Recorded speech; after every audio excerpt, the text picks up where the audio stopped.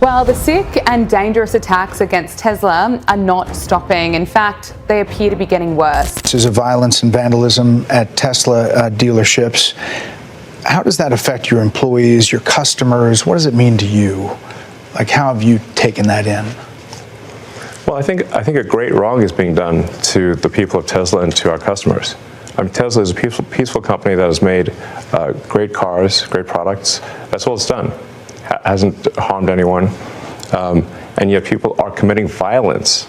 They're firebombing Tesla dealerships. They're shooting guns into stores. They're threatening people. They're issuing death threats against me and other Tesla personnel. What are they doing this for? Why? And what's happening, it seems to me, is they're being fed propaganda by the far left, and they believe it.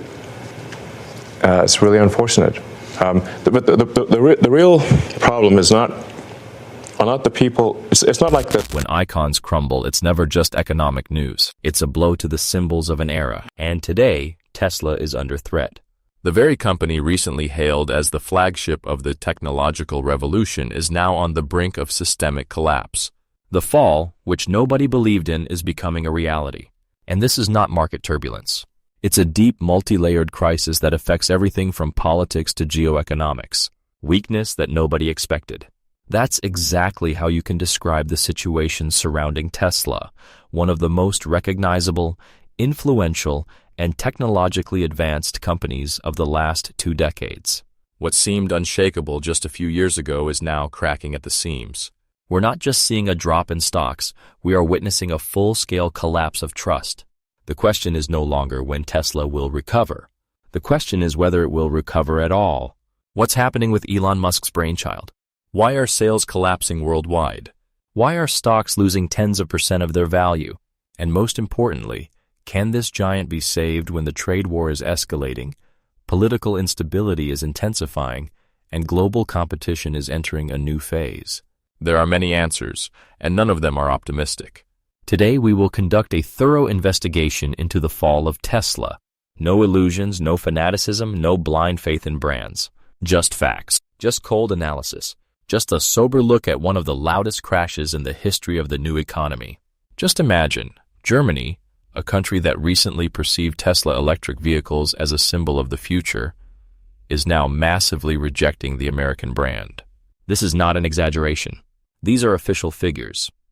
In February 2025, Tesla's sales in Germany plummeted by 70% compared to the same period last year. 70%. That's a collapse. And it's not an isolated case. In France, the decline was 44%. In Norway, 45%. In Spain, 44%. In Denmark, 48%. In the Netherlands, 34%. These numbers are symptoms of a deep and systemic rejection. This is not market fluctuation. This is a boycott. Political, consumer, and image-related. And the reason is clear. Politics. Elon Musk is increasingly associated with Donald Trump. His public statements, approval of the far-right party, Alternative for Germany, known for its xenophobic rhetoric, have been the last straw. European society, especially in Germany, reacted immediately. A survey among 100,000 respondents showed 94% said they would never buy Tesla again.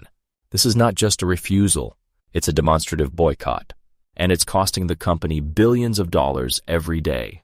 Against this backdrop, European auto giants have become highly active. Volkswagen, BMW, Mercedes, Renault all offer electric vehicles comparable to Tesla in terms of specifications. But unlike the American brand, they do not carry a political tail, scandals, or sharp statements. They offer technology without ideology. Despite the fact that Trump's supporters within the United States remain loyal to Tesla, the overall situation on the American market is deteriorating. Elon Musk is too polarizing a figure. His active involvement in politics, including his official role in the Trump administration, irritates moderate and left-wing voters, repels investors, and raises doubts even among technology enthusiasts. Meanwhile, competition is intensifying. Companies like Ford and General Motors have already launched their electric vehicle lines. Asian manufacturers are confidently entering the market, and the market is becoming highly competitive. Tesla is no longer a monopolist, and not a standard of quality. The latest data confirms this. The company's shares fell by 28% in just 1 month. And this was after a sharp increase in December, sparked by hopes for a second wave of support following the elections. However, the most dangerous threat to Tesla has not been a European conglomerate or an American competitor. It's China, more specifically, the company BYD. In February 2025, Tesla sold only 3,688 cars in China. BYD sold 38,000. The difference is almost tenfold.